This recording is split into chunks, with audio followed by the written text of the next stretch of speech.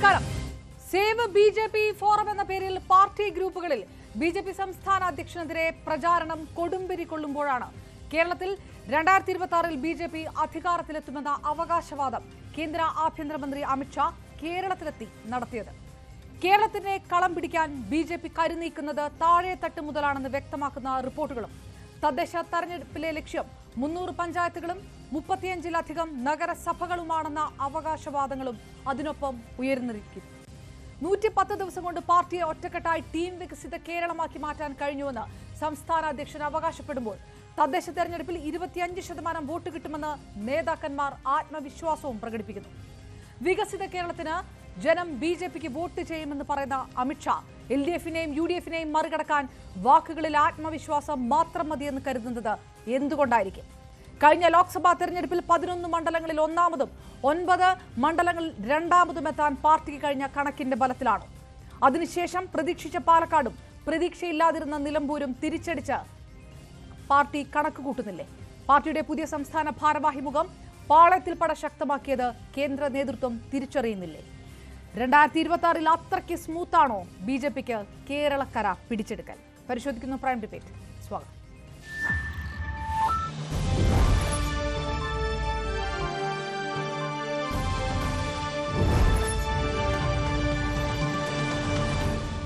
നമുക്കൊപ്പം ചേർന്നു രാഷ്ട്രീയ നിരീക്ഷകരും മാധ്യമപ്രവർത്തകരുമായ ശ്രീജിത്ത് പണിക്കർ, ഷാബു പ്രസാദ്, ജോർജ് പൊടിപ്പാറ, ഒപ്പം ഇടത് നിരീക്ഷകൻ എം ജയചന്ദ്രൻ, കോൺഗ്രസ് നേതാവ് മുൻ ബി.ജെ.പി.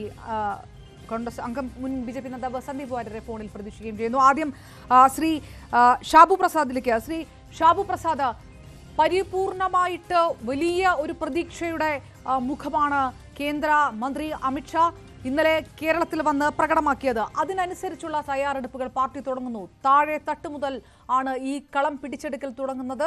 വളരെ ചിട്ടയായിട്ടുള്ള ഒരു പ്രവർത്തനങ്ങളിലേക്ക് പാർട്ടി കടക്കുകയാണ്. എന്താണ് വരുന്ന റിപ്പോർട്ടുകൾ? ഇത് തന്നെയാണ് നിലമ്പൂർ ഇലക്ഷന്റെ സമയത്ത് സംസ്ഥാന അധ്യക്ഷനായി ചുമതല ഏറ്റെടുത്തതിനു ശേഷം രാജീവ് ചന്ദ്രശേഖറും പറഞ്ഞത്. ഞങ്ങൾ ഉറ്റുനോക്കുന്നത് തദ്ദേശ തെരഞ്ഞെടുപ്പിലേക്കാണ്, അവിടം തൊട്ട് തുടങ്ങാനാണ് പാർട്ടി ഉദ്ദേശിക്കുന്നത് എന്നാണ്. ഇപ്പോൾ പാർട്ടിക്കുണ്ടായിരിക്കുന്ന മുഖം മാറ്റം അടക്കം ഒരു കൃത്യമായ സ്റ്റാർട്ടാണ് എന്ന് കരുതുന്നുണ്ടോ? അതിൻ്റെ ആത്മവിശ്വാസമാണ് അമിത്ഷാ പ്രകടിപ്പിച്ചത് എന്നാണോ? ഈ ആത്മവിശ്വാസവും ഈ സ്റ്റാർട്ടും കൊണ്ട് മാത്രം ഈ പറയുന്നത് പോലെ 2026-ൽ കേരളം പിടിച്ചെടുക്കുക അത്ര എളുപ്പമുള്ള കാര്യമാണോ ബി.ജെ.പിക്ക്? നോക്കൂ, അപർണ്ണ, ഈ ഏതൊരു മത്സരത്തിനായാലും ശരി, ഏതൊരു യുദ്ധത്തെ എന്തോ ആയിക്കോട്ടെ, ഒരു മത്സരത്തിന് നല്ല സ്റ്റാർട്ട് എന്നുള്ളത് ഒരു വളരെ പ്രധാനപ്പെട്ട ഘടകമാണ്. പക്ഷെ നല്ല സ്റ്റാർട്ട് കൊണ്ട് മാത്രം കാര്യമായില്ല. ആ മികച്ച സ്റ്റാർട്ടിൽ കൂടെ കിട്ടിയ ആ അഡ്വാൻറ്റേജ് ഉടനീളം നിലനിർത്തുകയും വേണം. ആ കൺസിസ്റ്റൻസി ഉണ്ടാകണം, ആ എനർജി ഉണ്ടാവണം. ഇതെല്ലാം അവസാന നിമിഷം വരെ കീപ്പ് ചെയ്യുക എന്നുള്ളതാണ് ഇവിടെ ഏറ്റവും പ്രധാനപ്പെട്ട ഒരു കാര്യം.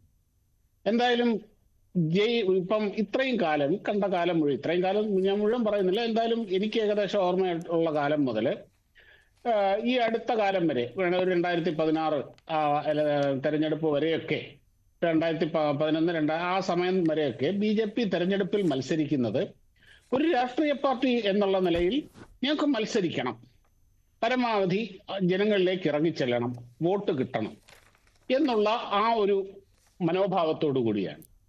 ജയിക്കുക എന്നുള്ള ആ ഒരു കില്ലർ ഇൻസ്റ്റിങ്റ്റോടു കൂടിയല്ല ബി.ജെ.പി. വർക്ക് ചെയ്തിട്ടുള്ളത്. ഒരു യാഥാർത്ഥ്യം വേണം. ഒന്നോ ഇപ്പം മഞ്ചേശ്വരം അല്ലെങ്കിൽ തിരുവനന്തപുരം നോർത്ത്, സൗത്ത്, അങ്ങനെയുള്ള, അല്ലെങ്കിൽ നേമം, ഇങ്ങനെയുള്ള ചില പോക്കറ്റുകളിലല്ലാതെ ഒരു സംസ്ഥാനത്തുടനീളം ജയിക്കുന്ന പാർട്ടി എന്ന ഒരവസ്ഥയിലേക്ക്, ആ ഒരു മൈൻഡ് സെറ്റിലേക്ക് വന്ന് ബി.ജെ.പി. വർക്ക് ചെയ്തിട്ടില്ല എന്നുള്ളത് തന്നെയാണ് യാഥാർത്ഥ്യം. മത്സരിക്കുന്നു, തോക്കുന്നു, ആ ഒരു ഐഡിയോളജിക്കലുള്ള കമ്മിറ്റ്മെന്റിന്റെ ഭാഗമായി ആൾക്കാർ ഇലക്ഷന്റെ സമയത്ത് ഇറങ്ങി വർക്ക് ചെയ്യുന്നു. പക്ഷെ അത് മാത്രം പോരാ. ഈ ഒരു രാഷ്ട്രീയ പാർട്ടി എന്നുള്ള നിലയിൽ ഈ ഒരു മൈൻഡ് സെറ്റിനും, ആ മൈൻഡ് സെറ്റ് അവർക്ക് നൽകുന്ന എനർജി, ആ എനർജി പൊതുജനങ്ങളിലേക്ക് പകർന്നു കൊടുക്കുമ്പോൾ ഉണ്ടാകുന്ന മാറ്റം, ഇതിനൊക്കെ വളരെ വലിയ പ്രാധാന്യം. അങ്ങനെയാണ് ബി.ജെ.പി. നോർത്ത് ഇന്ത്യ കീഴടക്കിയത്. നോർത്ത് ഇന്ത്യയിലും ബി.ജെ.പി. ഓരോ സംസ്ഥാനങ്ങൾ ഓരോന്നായി കീഴടക്കും. അപ്പം ഒരു നോർത്ത് ഇന്ത്യൻ പാർട്ടി എന്നുള്ള ഇമേജൊക്കെ ബി.ജെ.പിക്ക് എപ്പോഴോ പോയി കഴിഞ്ഞു. പശു ബെൽറ്റിൽ മാത്രമുണ്ടായിരുന്ന ഹിന്ദി പാർട്ടി എന്നുള്ളതൊക്കെ പോയി കഴിഞ്ഞു. ഒറീസ, ആസാം, ത്രിപുര, ഇപ്പൊ ബംഗാൾ ഇങ്ങനെയുള്ളതൊക്കെ വളരെ ഭരിക്കുന്ന പാർട്ടിയായിട്ടും നിർണായകമായ ഒരു പാർട്ടിയായിട്ടും ഒക്കെ മാറിയത് ഈ ഒരു മൈൻഡ് സെറ്റ് ചേഞ്ചിൽ കൂടെ തന്നെയാണ്. 1-2% വോട്ടായിരുന്നു ത്രിപുരയിൽ ഉണ്ടായിരുന്നത്. അവിടെ ഇപ്പൊ കഴിഞ്ഞ 2 ടൈമായിട്ട് ഭരിക്കുകയാണ്. ആ ഒരു മൈൻഡ് സെറ്റ് ചേഞ്ച് കൊണ്ടുവരുന്നതില് BJP വലിയ പ്രാധാന്യം കൊടുത്തിരുന്നില്ല എന്ന് വേണം. അതിനൊരു 2ാം സ്ഥാനമേ പ്രയോറിറ്റി ആയിരുന്നില്ല എന്ന് വേണം പറയാൻ. അത് ഞാൻ കുറ്റം പറയുകയല്ല. അതെന്തുകൊണ്ടാന്ന് പറഞ്ഞു കഴിഞ്ഞാൽ ആ ഐഡിയോളജിക്കൽ കമ്മിറ്റ്മെന്റ് അതിന്റെ മാക്സിമത്തിലും ഈ പറഞ്ഞ കാര്യം അതിന്റെ പ്രയോറിറ്റിയിൽ 2ാമതും വന്നു. അതുകൊണ്ടാണ് ഇലക്ഷൻ വരുന്നു, നമ്മൾ മത്സരിക്കുന്നു, തോക്കുന്നു, ഇലക്ഷൻ സമയത്ത് നമ്മൾ ജയിക്കുമെന്ന് പറയുന്നു, അങ്ങനെ അങ്ങോട്ട് പോവുക. ഇതായിരുന്നു ഞാൻ ഉള്ള കാര്യം ഞാൻ തുറന്നു പറയാം. ഞാൻ മനസ്സിലാക്കിയ യാഥാർത്ഥ്യം ഞാൻ തുറന്നു പറയുക. അവിടെ നിന്നാണ് BJPക്ക് ജയിക്കാൻ. ഇപ്പൊ കഴിഞ്ഞ തവണ തൃശ്ശൂര് ആദ്യമായിട്ട് ഒരു MP ജയിച്ചു, അതും വലിയ ഭൂരിപക്ഷത്തിൽ ജയിച്ചു. 75,000 വോട്ടിന്റെ ഭൂരിപക്ഷം എന്ന് പറയുന്നത് ചില്ലറ കാര്യമൊന്നുമല്ല. താമര ചിഹ്നത്തിൽ കേരളത്തിൽ നിന്ന് ജയിച്ചുപോയി. കേരളത്തിലുടനീളം 20% വോട്ട് ഷെയർ. അപർണ പറഞ്ഞ പോലെ 11 മണ്ഡലങ്ങളിൽ 1ാം സ്ഥാനം. ഞാൻ സമ്മതിക്കുന്നു, ലോക്സഭയിലെ വോട്ടിംഗ് പാറ്റേൺ അല്ല നിയമസഭയിൽ വരുന്നത്. പക്ഷെ നമ്മുടെ മുമ്പിലുള്ള അവസാനത്തെ ഡേറ്റ അതാണ്.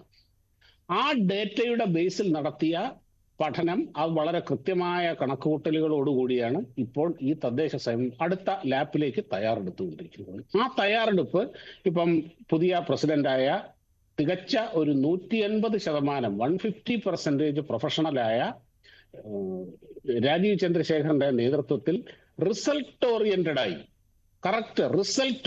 ആയി വർക്ക് ചെയ്യും. ശ്രീ ഷാബു പ്രസാദ് അതിനകത്ത് ഇടപെട്ട് ചോദിക്കുന്നത്, വീക്ഷിത കേരളം, വികസിത കേരളത്തിന് വോട്ട് ചെയ്യും എന്ന് അമിത്ഷാ പറയുന്നു. അത് ഒരു സ്റ്റാർട്ടാണ്, അതൊരു വലിയ മോട്ടിവേഷനാണ്. ഈ പറയുന്ന ഈ വോട്ടുകളുടെ കണക്കുകളൊന്നും തള്ളിക്കളയുന്നില്ല. ആറ്റിങ്ങലാണെങ്കിലും കഴക്കൂട്ടമാണെങ്കിലും കായംകുളം മണ്ഡലത്തിൽ ശോഭാ സുരേന്ദ്രൻ നേടിയ വോട്ടുകളൊന്നും അതൊന്നും തള്ളിക്കളയാൻ കഴിയുന്ന കണക്കല്ല. BJP വളരുന്നില്ല എന്ന് പറയാനൊട്ട് കഴിയുകയുമില്ല. പക്ഷേ വികസിത കേരളം എന്നൊരു അജണ്ട പറയുമ്പോൾ വികസനം മാത്രം പറഞ്ഞാൽ വോട്ടാകില്ല എന്ന് സംസ്ഥാന അധ്യക്ഷനെതിരെ വിമർശനം ഉയർന്നിരിക്കുന്നത് മറ്റേതെങ്കിലും പാർട്ടിയിൽ നിന്നോ മുന്നണിയിൽ നിന്നല്ല, പാർട്ടിക്കകത്തു നിന്നാണ്. ആ തരത്തിലാണ് പുകഞ്ഞുകൊണ്ടിരുന്നത്.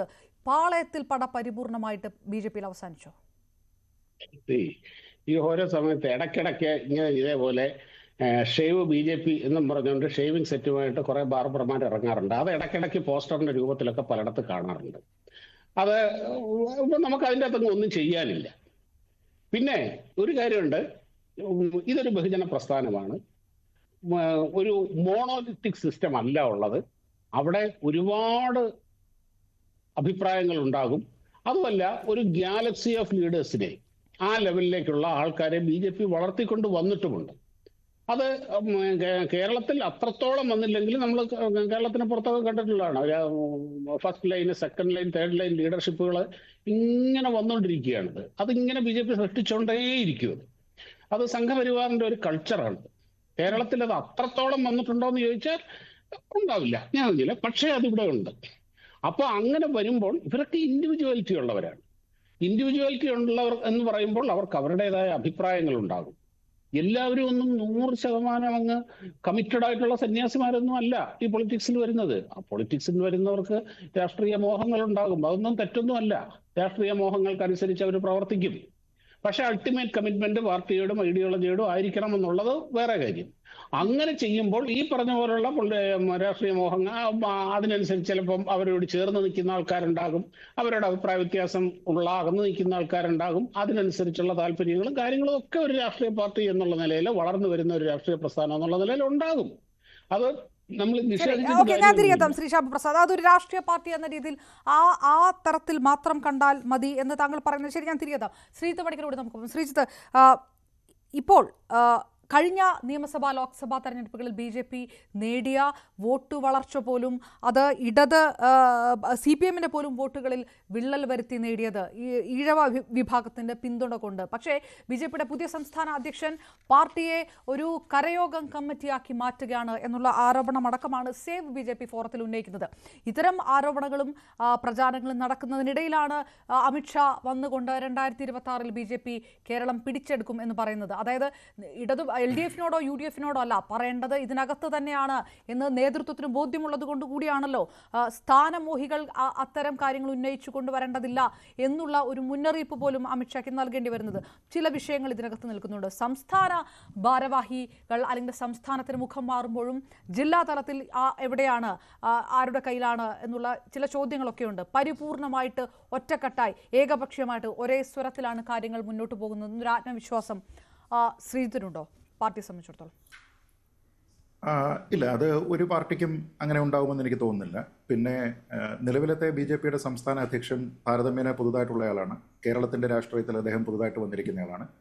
പക്ഷേ ദീർഘകാലത്തെ എക്സ്പീരിയൻസ്, ഒരു രാജ്യസഭ MP എന്ന രീതിയിൽ 18 വർഷത്തെ ടേം പൂർത്തിയാക്കിയിരിക്കുന്ന ഒരാൾ, മന്ത്രി സ്ഥാനത്തിരുന്നിരുന്ന ഒരാൾ എന്ന രീതിയിൽ, അതും ഏറ്റവും പ്രധാനപ്പെട്ട ഒരു വകുപ്പിന് ചുക്കാൻ പിടിച്ച ആളെന്ന നിലയിൽ അദ്ദേഹത്തിന് വാസ്റ്റ്ലി എക്സ്പീരിയൻസ്ഡ് ആണ് എന്ന കാര്യത്തിൽ തർക്കമില്ല. അപ്പോൾ ഇവിടെയുള്ള ഇന്റേണൽ പാർട്ടി ഡൈനാമിക്സ് എങ്ങനെയാണ്, ഇവിടെയുള്ള വിവിധ തട്ടുകൾ ഏത് രീതിയിലാണ് പ്രവർത്തിക്കുന്നത് തുടങ്ങിയ കാര്യങ്ങളെക്കുറിച്ചൊക്കെ തന്നെ അദ്ദേഹത്തിന് ഇപ്പോൾ ഒരു അത്യാവശ്യം ധാരണ ഉണ്ടാകും എന്നാണ് ഞാൻ കരുതുന്നത്. പിന്നെ കോൺഗ്രസ് പാർട്ടിയിൽ വിവിധ ഗ്രൂപ്പുകൾ ഉള്ളതുപോലെ തന്നെ ഇവിടുത്തെ BJP-യിലും നേരത്തെ തന്നെ വിവിധ വിഭാഗങ്ങളുണ്ട്, വിവിധ ഗ്രൂപ്പുകളുണ്ട്. ഇടയ്ക്കും തലയ്ക്കുമൊക്കെ ഇവരിങ്ങനെ പ്രബലരായി വരുന്നതും എന്തെങ്കിലും ഒരു വിവാദം ഉണ്ടാകുന്നതും ഒക്കെ തന്നെ നമ്മൾ കണ്ടിട്ടുള്ളതാണ്.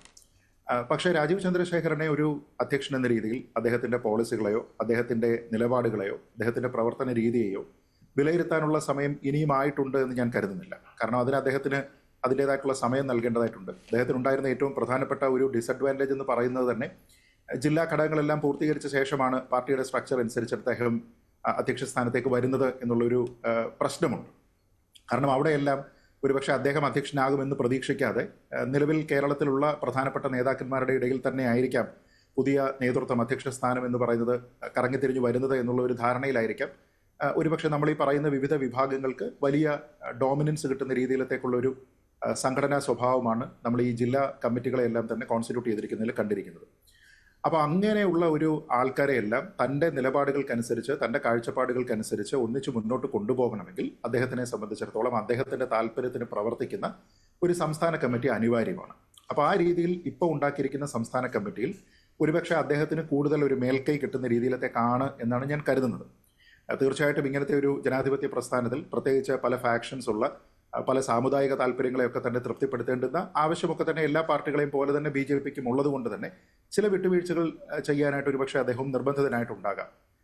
എങ്കിലും നിലവിലെ കേരള രാഷ്ട്രീയത്തിൽ രാജീവ് ചന്ദ്രശേഖർ പാർട്ടിയുടെ അധ്യക്ഷനായി വരുന്ന സമയത്ത് മുൻകാലങ്ങളിൽ BJP-ക്ക് കിട്ടിയതിനേക്കാൾ കൂടുതൽ ഒരു പ്രാമുഖ്യം BJP-ക്ക് ഇതര രാഷ്ട്രീയ കക്ഷികൾ നൽകുന്നുണ്ടോ എന്നുള്ളിടത്ത് നൽകുന്നുണ്ട് എന്ന് തന്നെയാണ് ഉത്തരം. ഒരുപക്ഷെ കോൺഗ്രസിനെ സംബന്ധിച്ചിടത്തോളം അത്ര പരസ്യമായിട്ട് അങ്ങനെയുള്ള പ്രസ്താവനകൾ വരുന്നത് താരതമ്യേന കുറവാണ്. പക്ഷേ CPM-നെ സംബന്ധിച്ചിടത്തോളം അവരുടെ പാർട്ടി സ്ട്രക്ചറിനുള്ളിൽ തന്നെ നിരവധി റിപ്പോർട്ടുകളും കാര്യങ്ങളും ഉള്ളതുകൊണ്ടും അത് പലതും പൊതുജനങ്ങൾക്ക് കൂടി ആക്സസ് ചെയ്യാനായിട്ട് കിട്ടുന്നതായതുകൊണ്ടും BJP-യുടെ ഒരു വളർച്ച എന്ന് പറയുന്നത് ഒരു യാഥാർത്ഥ്യമാണ് എന്ന് അവർ അംഗീകരിക്കുന്നുണ്ട്. നമുക്കറിയാം വിവിധ റിപ്പോർട്ടുകൾ. ഇപ്പോൾ 2024 നവംബറിലാണ് CPM-ന്റെ കേന്ദ്ര കമ്മിറ്റി കരട് രാഷ്ട്രീയ റിപ്പോർട്ട് വരുമ്പോൾ അതിൽ RSS വളർച്ച വലിയ രീതിയിൽ നേടുന്നുണ്ട്, അത് ആശങ്കപ്പെടുത്തുന്നതാണ് എന്ന് പറയുന്നു. കഴിഞ്ഞ വർഷം തന്നെയുള്ള പാർട്ടി കോൺഗ്രസിലെ ഒരു റിപ്പോർട്ടുണ്ട്, അതിൽ കരട് പൊളിറ്റിക്കൽ റിവ്യൂ റിപ്പോർട്ടുണ്ട്, അതുകൂടാതെ കരട് രാഷ്ട്രീയ പ്രമേയമുണ്ട്. ഈ രണ്ടിലും പറയുന്നത് BJP സ്വന്തമായിട്ട് വളരുന്നുണ്ട്, ഒപ്പം CPM-ന്റെ ശക്തിക്ഷയവും അവരുടെ വളർച്ചയ്ക്ക് വലിയ കാരണമായി മാറുന്നുണ്ട് എന്ന് പറയുന്നുണ്ട്. അപ്പോൾ CPM-ന്റെ ഒരു ദൗർബല്യത്തിനെ BJP പല സ്ഥലങ്ങളിലും മുതലെടുക്കുന്നുണ്ട് എന്ന് അവർ തന്നെ സെൽഫ് അഡ്മിഷൻ എന്ന രീതിയിൽ തന്നെ അതിൽ പറയുന്നുണ്ട്. പാർട്ടിയുടെ സംസ്ഥാന സെക്രട്ടറി ശ്രീ MV ഗോവിന്ദൻ തന്നെ സംഘടനാ റിപ്പോർട്ട് അവതരിപ്പിക്കുന്നത് ഈ മാർച്ച് മാസത്തിൽ അത് പുറത്തു വന്നിട്ടുണ്ട്. അതിലും പറഞ്ഞിരിക്കുന്നത് കേരളത്തിൽ വളരെ വ്യാപകമായിട്ട് BJP വളർച്ച നേടുന്നു എന്ന് തന്നെയാണ്. തൃശ്ശൂരിലെ BJP-യുടെ ജയം എന്ന് പറയുന്നത് ഒരുപക്ഷെ മുസ്ലിം വിഭാഗങ്ങളുടെ ഇടയിലേക്കും ട്രഡീഷണൽ CPM കേഡറുകളിലേക്കും ഒക്കെ തന്നെ BJP കടന്നു കയറുന്നു എന്നതിൻ്റെ ഒരു സൂചനയായിട്ടാണ് അവർ മനസ്സിലാക്കുന്നത്. ഇപ്പോൾ CPM-ന്റെ ജനറൽ സെക്രട്ടറി ആയിട്ടുള്ള ശ്രീ MA ബേബി ആണെങ്കിലും ഒരു പരസ്യ പ്രസ്താവനയിൽ BJP വളരുന്നുണ്ട്, അത് കോൺഗ്രസിന്റെ ചെലവിൽ മാത്രമല്ല CPM-ന്റെ ഏരിയകളിൽ തന്നെ അവർ സ്വാധീനം ചെലുത്തുന്നുണ്ട് എന്ന് പറയുന്നുണ്ട്. എന്ന് വെച്ചാൽ ആ ഒരു റൈസിംഗ് ഇൻഫ്ലുവൻസ് എന്ന് പറയുന്നത് അക്നോളജ്ഡ് ആണ്. അതുകൊണ്ട് തന്നെയാണ് ഒരുപക്ഷെ നമ്മൾ ഈ 2014 ഉണ്ടായിരുന്ന ലോക്സഭാ തെരഞ്ഞെടുപ്പിൽ എത്രത്തോളം വോട്ടാണ് അവർക്ക് കിട്ടിയിരുന്നത്, പ്രത്യേകിച്ച് LDF-ന് കിട്ടിയിരുന്നത് 40% ഉണ്ടായിരുന്നു. അത് ഇത്തവണ ആയപ്പോഴത്തേക്ക് 33%. ആ 7% കുറവ് എന്ന് പറയുന്നതിനെ ആരാണ് ക്യാപിറ്റലൈസ് ചെയ്തത് എന്ന് ചോദിച്ചു കഴിഞ്ഞാൽ ഇവിടെ BJP തന്നെയാണ്. പക്ഷേ BJPക്ക് സത്യത്തിൽ ഇവിടെയുള്ള പൊട്ടൻഷ്യൽ അനുസരിച്ച് ഇവിടെ ഇവരുടെ RSS ശാഖകളുടെ വേരോട്ടമാണെങ്കിലും ഇവിടെ മൊത്തത്തിൽ കേന്ദ്ര നേതൃത്വത്തിനോടുള്ള ഒരു താല്പര്യവും മറ്റു കാര്യങ്ങളും എല്ലാം പരിഗണിച്ചാൽ ഈ കഴിഞ്ഞ 10 വർഷത്തിനിടയിൽ അവർ നേടേണ്ടുന്ന ഒരു റാപ്പിഡ് പേസ് അവർ കൈവരിച്ചിട്ടുണ്ടോ എന്ന് ചോദിച്ചാൽ ഇതിനേക്കാൾ ഒരുപക്ഷെ മുകളിലേക്ക് പോകാനുള്ള സാധ്യതകൾ ഉണ്ടായിരുന്നു. അതവർക്ക് പൂർണ്ണമായിട്ട് പ്രയോജനപ്പെടുത്താൻ കഴിഞ്ഞില്ല. അപ്പോൾ അവിടെയാണ് ഒരുപക്ഷെ ശ്രീ രാജീവ് ചന്ദ്രശേഖരന്റെ അല്ലെങ്കിൽ ഈ പുതിയ സംസ്ഥാന നേതൃത്വത്തിന്റെ ശ്രദ്ധ പതിയേണ്ടത് ഈ പാർട്ടി മുന്നോട്ട് പോകണമെങ്കിൽ. ഒരുപക്ഷെ അതിന് ഇപ്പോൾ അവർ തീരുമാനിച്ചിരിക്കുന്ന ബൂത്ത് ലെവൽ പെനട്രേഷൻ എന്ന് പറയുന്നത് വളരെ കൃത്യമാണ് എന്നാണ് ഞാൻ മനസ്സിലാക്കുന്നത്. കാരണം തദ്ദേശ ഭരണ തെരഞ്ഞെടുപ്പ് എന്ന് പറയുന്നത് പ്രത്യേകിച്ച് അടുത്ത നിയമസഭാ തെരഞ്ഞെടുപ്പിന് മുന്നോടിയായിട്ട് വരുമ്പോൾ അതിൽ കൂടുതലായിട്ടുള്ള സീറ്റുകൾ ജയിക്കുക, അതിൽ തന്നെ കൂടുതൽ മുനിസിപ്പാലിറ്റികൾ, കോർപ്പറേഷൻ ഉള്ളതിനെ നിലനിർത്തുകയും കൂടുതലായിട്ട് പിടിച്ചെടുക്കുകയും ചെയ്യുക, അതേപോലെ തന്നെ വോട്ട് ഷെയറിന്റെ ഒരു 25% വർദ്ധിപ്പിക്കാനായിട്ട് സാധിക്കുക തുടങ്ങിയവെല്ലാം തന്നെ ഒരു ടെസ്റ്റിംഗ് ദ വാട്ടേഴ്സ് ആണ്. അതായത് നിയമസഭാ തെരഞ്ഞെടുപ്പിലേക്ക് പോകുന്ന സമയത്ത് എത്രത്തോളം ഈ വരുന്ന വളർച്ചയെ വോട്ടാക്കി മാറ്റാം എന്ന രീതിയിലത്തേക്ക് ആൾക്കാർ ചിന്തിക്കേണ്ടതുണ്ട്. ഇപ്പോൾ പലപ്പോഴും ഒരുപക്ഷെ BJPക്ക് അവർ അർഹിക്കുന്ന അല്ലെങ്കിൽ അവർക്ക് കിട്ടേണ്ടതായിട്ടുള്ള വോട്ടുകൾ പോൾ ചെയ്യപ്പെടാത്തതിന് പല കാരണങ്ങളുണ്ട്.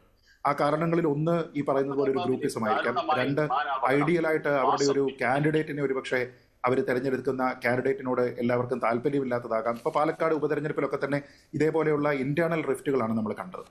അപ്പോൾ അതിനെയെല്ലാം പരിഹരിച്ച് എവിടെ ആരാണ് സെല്ലബിൾ എന്ന രീതിയിലത്തേക്ക് അവർ മനസ്സിലാക്കി കൊണ്ടുപോവുകയും അതിനോടൊപ്പം തന്നെ മറ്റ് രണ്ട് ഫ്രണ്ടുകളിൽ, ഒന്ന് നേരത്തെ സൂചിപ്പിച്ച അപർണ തന്നെ പറഞ്ഞതുപോലെ വികസിത കേരളം എന്ന് പറയുന്ന ഒരു കാഴ്ചപ്പാട്. ഇപ്പം ഡെവലപ്മെന്റ് ഓറിയന്റഡ് ആയിട്ടാണ് ഞങ്ങൾ സംസാരിക്കുന്നത് എന്ന രീതിയിൽ ഒരുപക്ഷെ യുവത്വത്തിന് കൂടി കൂടുതൽ കേറ്റർ ചെയ്യുന്ന രീതിയിലത്തേക്ക് ഡെവലപ്മെന്റ് ഫോക്കസ്ഡ് ആയിട്ടുള്ള ഒരു കാര്യത്തിനെ കൊണ്ടുവരികയും ഒപ്പം മറ്റ് രണ്ട് മുന്നണികളെയും ഒരേപോലെ ആക്രമിക്കുകയും ചെയ്യുക എന്നുള്ളത് അവരുടെ ഒരു പൊളിറ്റിക്കൽ നിലനിൽപ്പിന്റെ കൂടി ആവശ്യമാണ്. ഇപ്പോൾ നമ്മൾ നോക്കിക്കഴിഞ്ഞാൽ അപർണയ്ക്ക് തന്നെ അറിയാം, CPMന്റെ ഭാഗത്ത് നിന്ന് ഉണ്ടാകുന്ന ആരോപണം BJPയും കോൺഗ്രസും ചേർന്നിട്ടുള്ള ഒത്തുകളിയാണ് എല്ലാ കാര്യങ്ങളിലും നടക്കുന്നതെന്നാണ്.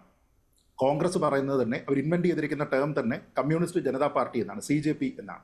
ഇവർ രണ്ടുപേരും ഹാൻഡ് ഇൻ ഹാൻഡ് ആണെന്നാണ്. അപ്പോൾ അങ്ങനെയല്ല, ഞങ്ങൾ രണ്ടുപേരോടും തുല്യ അകലം പാലിച്ചുകൊണ്ട് രണ്ടുപേരെയും എതിർത്തിട്ടാണ് അധികാരത്തിലേക്ക് വരാനായിട്ട് ശ്രമിക്കുന്നത് എന്നുള്ള ഒരു മെസ്സേജ് ഇനിയും BJPയുടെ ഭാഗത്തു നിന്ന് ഉണ്ടായിട്ടില്ല.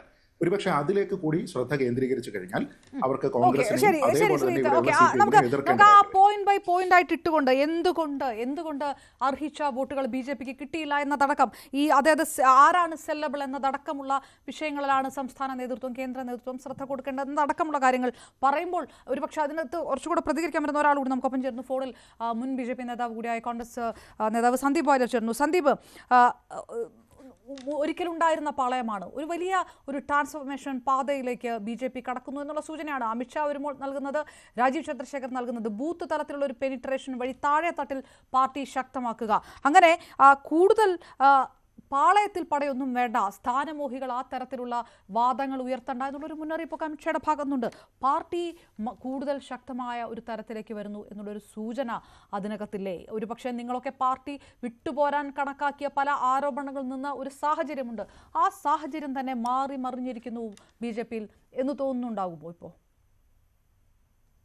ഒന്നാമത് ഈ BJP മുന്നോട്ട് വയ്ക്കുന്ന പല കണക്കുകളും അടിസ്ഥാനരഹിതവും ബോഗസുമായിട്ടുള്ള കണക്കുകളാണ്. പലതും കേന്ദ്ര നേതൃത്വത്തെ തെറ്റിദ്ധരിപ്പിക്കാൻ വേണ്ടി തിരുവനന്തപുരത്തെ സംസ്ഥാന കാര്യാലയത്തിൽ നിന്ന് എഴുതി ഉണ്ടാക്കുന്ന കണക്കുകൾക്കപ്പുറം, അല്ലെങ്കിൽ സംസ്ഥാന നേതൃത്വത്തിന് ജില്ലാ ഘടകങ്ങൾ കൊടുക്കുന്ന വ്യാജ കണക്കുകൾക്കപ്പുറം കൃത്യമായിട്ട് ഈ പറയുന്ന ബൂത്ത് പെനട്രേഷൻ എന്നൊക്കെ പറയുന്നത് ആലങ്കാരിക പ്രയോഗങ്ങൾ മാത്രമാണ്. അതിലപ്പുറം ഈ ഗ്രൗണ്ട് ലെവലിൽ ഒരു ചുക്കും നടക്കുന്നില്ല എന്നുള്ളത് BJP നേരത്തെ പ്രവർത്തിച്ചിട്ടുള്ള എനിക്ക് കൃത്യമായിട്ട് അറിയാം. ഇത് കേട്ടുകൊണ്ടിരിക്കുന്ന BJPയുടെ ഭാരവാഹികൾ ഒരുപക്ഷെ ചിരിക്കുന്നുണ്ടായിരിക്കും, അവർക്കും ഈ കാര്യങ്ങൾ വ്യക്തമായിട്ട് അറിയാം.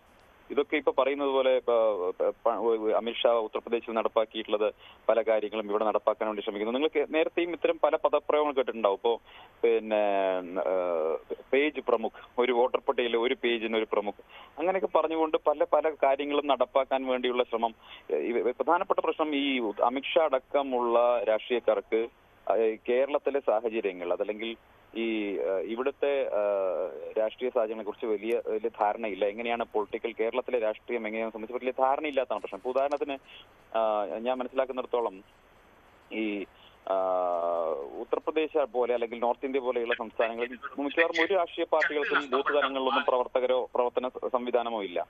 പക്ഷേ കേരളത്തെ സംബന്ധിച്ചോളം കേരളത്തിലെ എല്ലാ രാഷ്ട്രീയ പാർട്ടികൾക്കും മിക്കവാറും ഇപ്പോൾ CPM ആണെങ്കിലും കോൺഗ്രസ് ആണെങ്കിലും ഒക്കെ ബൂത്ത് തലത്തിൽ, ബ്രാഞ്ച് തലത്തിൽ വളരെ ശക്തമായിട്ടുള്ള ഒരു സംഘടനാ സംവിധാനമുണ്ട്. അവിടേക്ക് BJP പെനട്രേഷൻ നടത്തുമെന്ന് പറയുമ്പോൾ അത് കഴിഞ്ഞപ്പോൾ അവർക്ക് ഏറ്റവും അനുകൂലമായ സാഹചര്യം ഉണ്ടായിരുന്ന 2014 മുതൽ 2024 വരെയുള്ള സാഹചര്യമാണ്. ആ 10 വർഷക്കാലം BJP ഏറ്റവും കേന്ദ്ര സർക്കാരിൽ ഏറ്റവും ഉയർന്ന ഭൂരിപക്ഷത്തോടു കൂടി പ്രവർത്തിക്കുന്ന ഒരു കാലഘട്ടം ഉണ്ടായിരുന്നു. ആ കാലം എന്ന് പറയുന്നത് BJPയുടേതാണെന്നൊരു തോന്നൽ ജനങ്ങൾക്കിടയിൽ സൃഷ്ടിക്കാൻ നമുക്ക് സാധിച്ചിട്ടുണ്ടായിരുന്നു.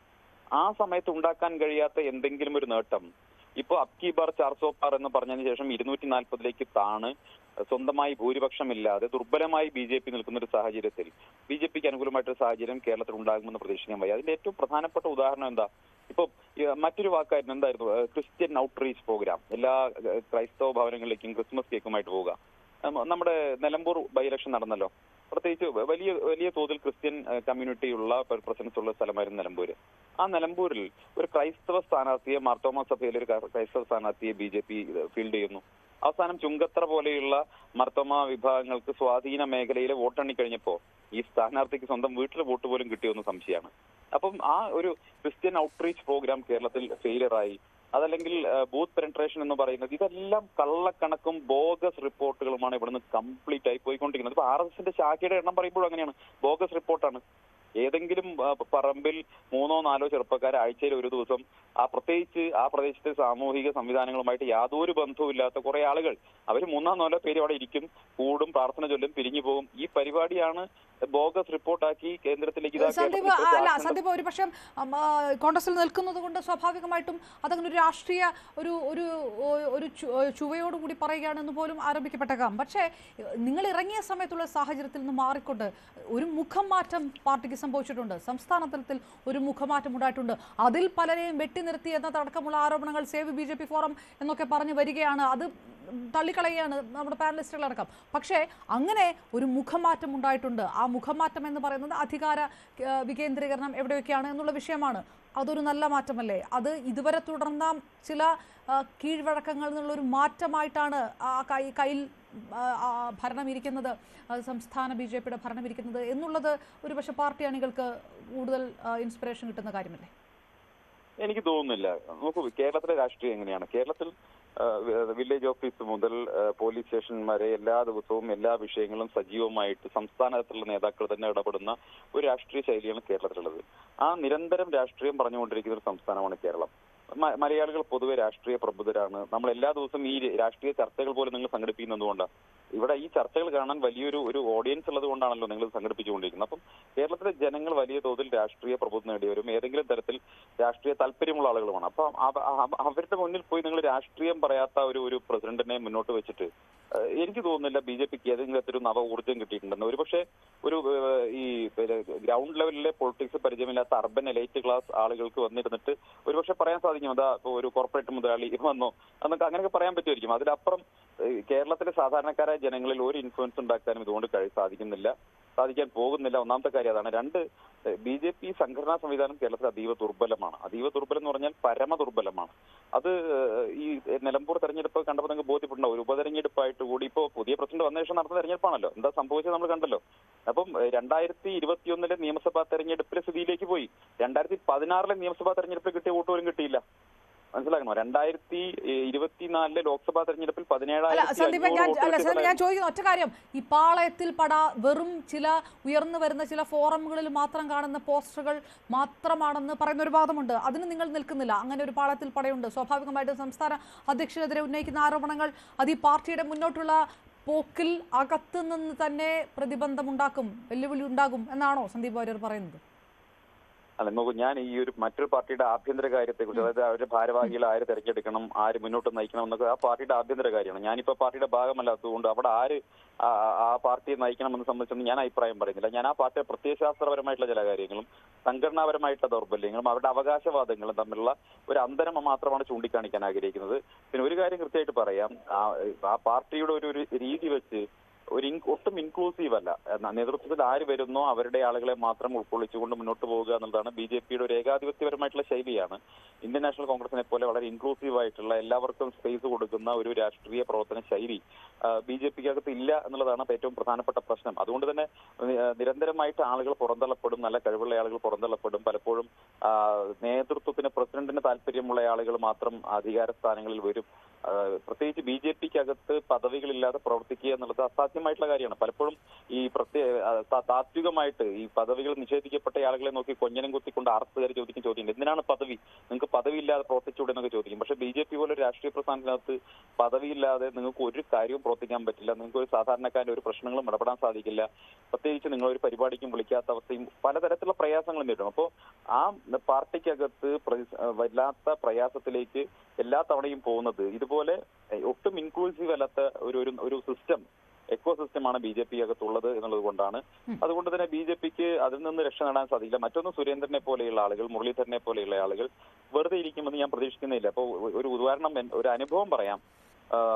ഈ ശബരിമല പ്രക്ഷോഭത്തിന് ശേഷം പത്തനംതിട്ട ലോക്സഭാ മണ്ഡലത്തിൽ അന്നത്തെ സംസ്ഥാന പ്രസിഡന്റായിരുന്ന PS ശ്രീധരൻപിള്ള മത്സരിക്കണം എന്നുള്ളതായിരുന്നു പൊതുവെ പാർട്ടിയുടെ നിലപാട്.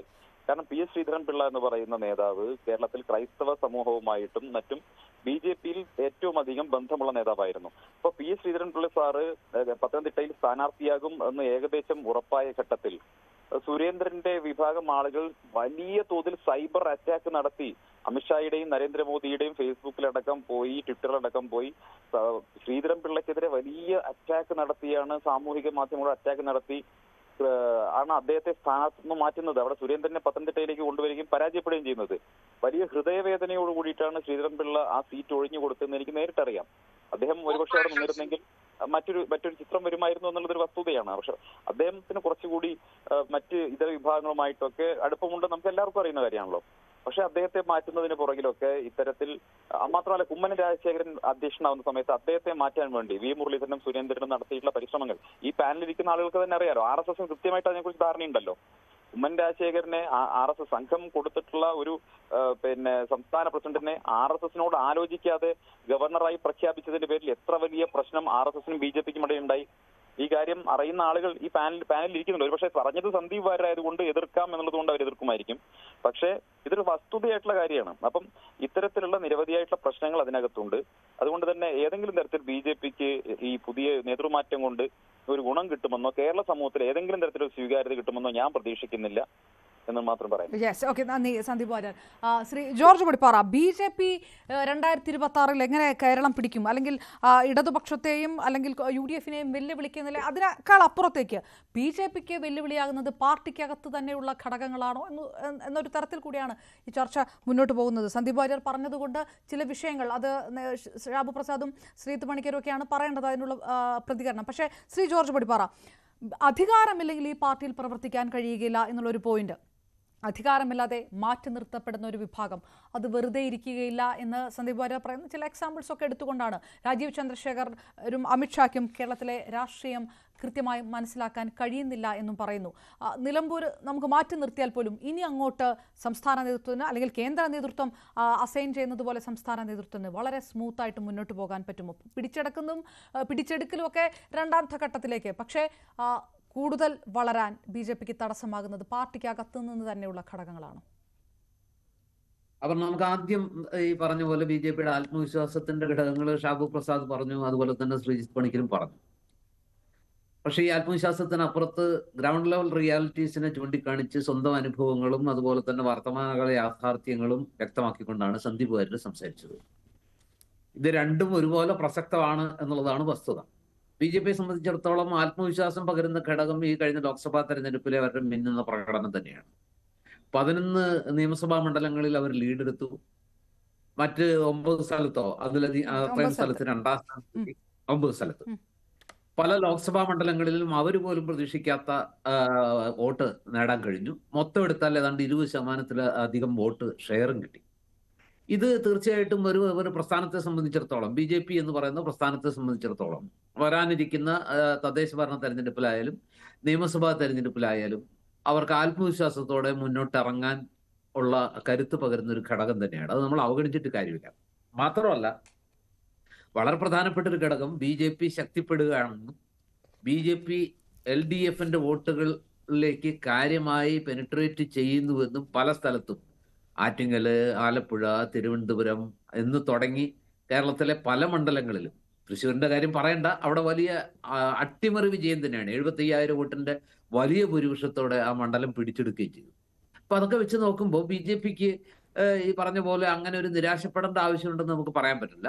പക്ഷെ ഇപ്പൊ ഈ പറയുന്നത് പോലെ ഈ പറഞ്ഞ പോലെ 35 നഗരസഭകള്, 2 കോർപ്പറേഷനുകള്, 3000-ഓളം പഞ്ചായത്ത് വാർഡുകള്, 300 ഗ്രാമപഞ്ചായത്തുകള് എന്നൊക്കെ പറയുന്നത് ഈ പറഞ്ഞ പോലെ സ്വപ്നം കാണുമ്പോൾ പാൽപ്പായസം സ്വപ്നം കാണുമ്പോൾ അമ്പലപ്പുഴ പാൽപ്പായസം തന്നെ സ്വപ്നം കാണുന്ന പോലെയൊക്കെ ഉള്ളൂ.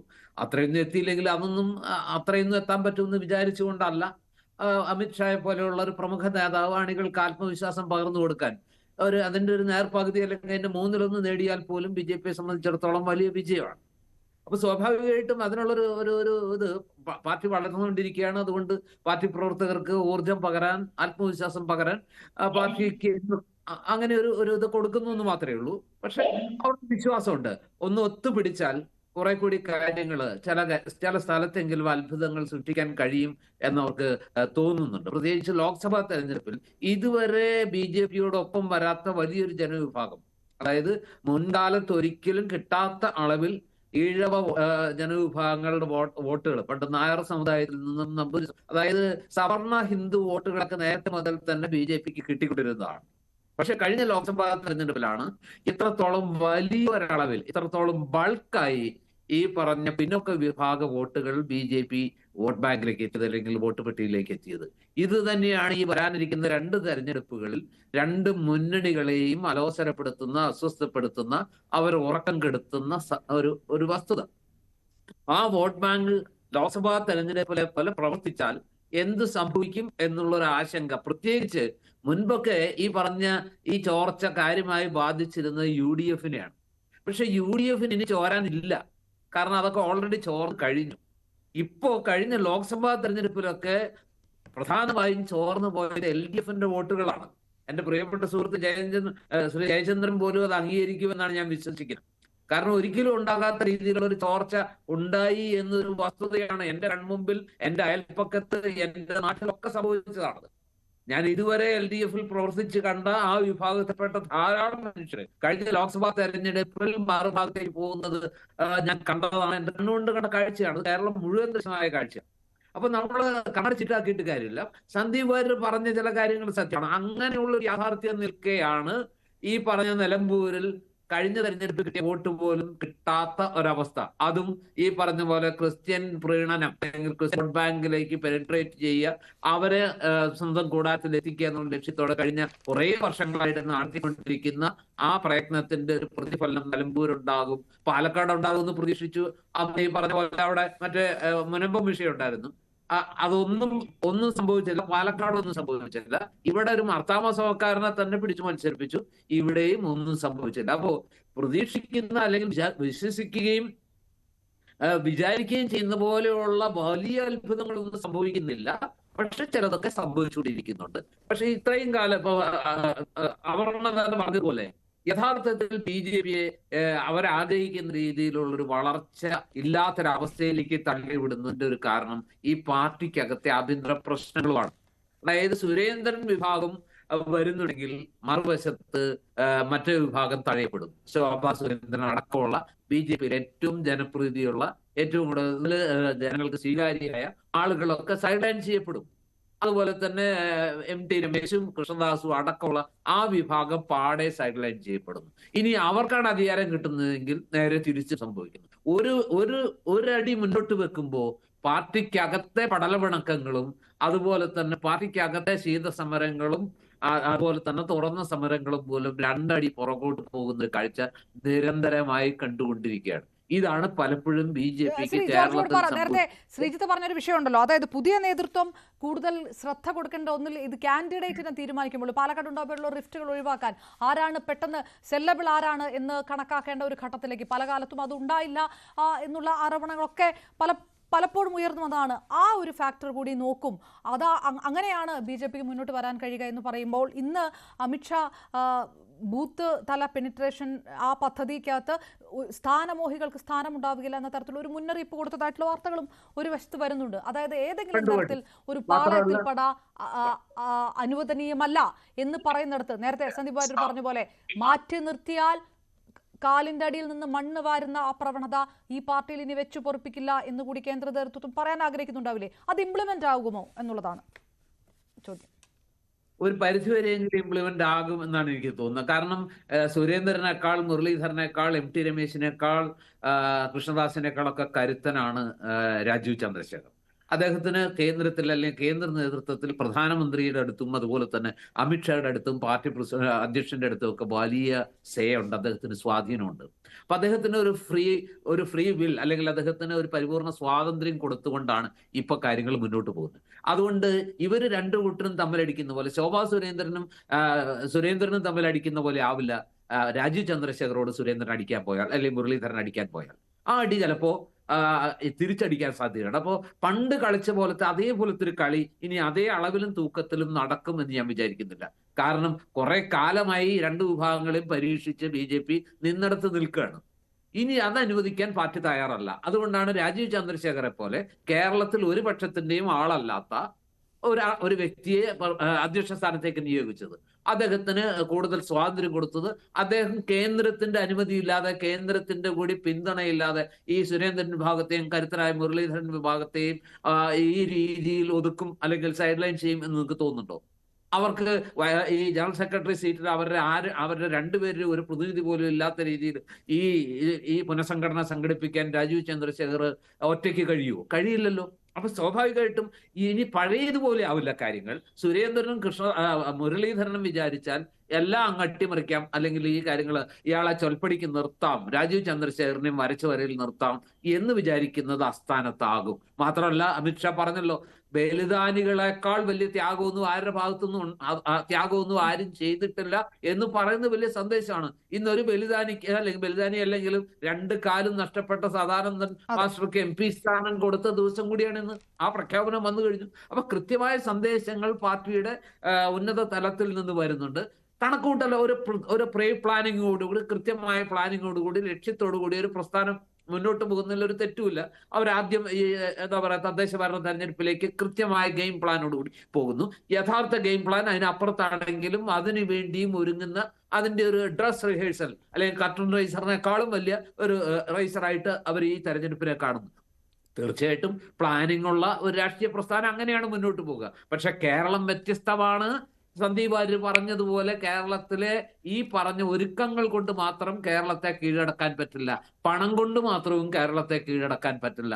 ഇവിടെ രാഷ്ട്രീയം വളരെ വലിയ ഘടകമാണ്.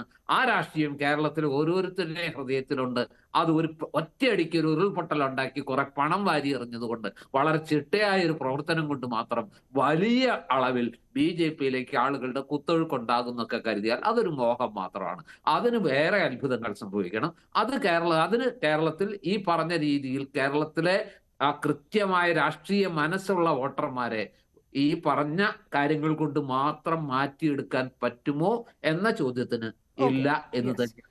തീർച്ചയായിട്ടും ശ്രീ ജോർജ് വർപ്പ. ശ്രീ M ജയചന്ദ്രൻ, ഞാൻ താങ്കളിലേക്ക് ഇപ്പോൾ വരുന്നത് ഒരുപക്ഷെ BJPയുടെ അകത്തുള്ള വിഷയങ്ങളടക്കം സന്ദീപ് വാര്യരുടെ ആരോപണം മാത്രമല്ല, സീത്ത് പണിക്കരും ഷാബു പ്രസാദും പ്രകടമാക്കുന്ന ഒരു പ്രതീക്ഷ കൂടിയുണ്ട്, അത് പാർട്ടിക്കകത്ത്. പക്ഷേ അമിത്ഷാ ഈ പാർട്ടിക്കകത്തുള്ള ഡിസിപ്ലിൻ അപ്പുറത്തേക്ക് ലക്ഷ്യമിടുന്നത് LDFനെയും UDFനെയുമാണ്. അത് UDF അവിടെ നിൽക്കട്ടെ, LDFന് കൊടുക്കുന്ന ചില സന്ദേശങ്ങൾ കൃത്യമായിട്ടുണ്ട്.